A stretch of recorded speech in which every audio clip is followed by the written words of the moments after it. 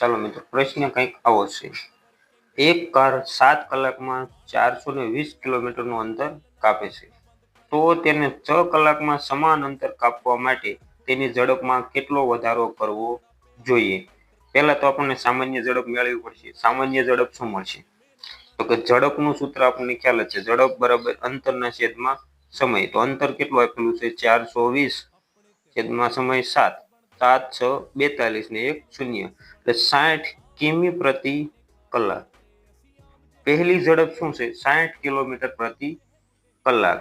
હવે નવી ઝડપ શું કરવાની છે કે 6 કલાકમાં સમાન અંતર, એટલે કે 6 કલાકમાં જ અંતર કેટલું છે? 420 જ છે. તો આપણે નવી ઝડપ શું મળશે?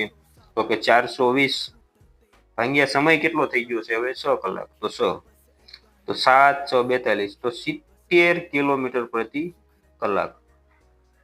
તો જો 70 કિલોમીટર પ્રતિ કલાકની ઝડપે ચાલે તો હવે તે 6 કલાકમાં ત્યાં પહોંચશે. તો પહેલા કેટલી ઝડપ હતી? 60 અને હવે કેટલી થઈ ગઈ? 70.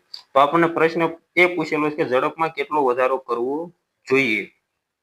ઝડપ કેટલી છે એ નથી પૂછ્યું, ઝડપમાં કેટલો વધારો કરવો જોઈએ. 60 હતી તેમાંથી કેટલી કરી? 70. તો વધારો કેટલો થયો? 10 કિલોમીટર પ્રતિ કલાકની ઝડપ વધારવી જોઈએ. તો આપણો જવાબ શું થશે? Option number she is right answer. આપણો સાચો જવાબ શું થશે? Option number C. ઘણા વ્યક્તિઓએ 70 કિલોમીટર પ્રતિ કલાક પસંદ કરેલું છે, પરંતુ એ નવી ઝડપ છે. કેટલો વધારો કર્યો એ આપણો જવાબ મેળવવાનો છે. તો આપણો રાઈટ આન્સર શું થશે? Option number C. પરીક્ષામાં તમારે આ જ ધ્યાન રાખવાનું છે. પ્રશ્નમાં શું પૂછેલું છે? તમારે જવાબ 70 મળી ગયો તો એ શું સાચો છે? પરંતુ તમે જુઓ ઝડપમાં કેટલો વધારો કરવો જોઈએ, પ્રશ્ન એ પૂછેલો છે. એટલે આપણો રાઈટ આન્સર શું થશે?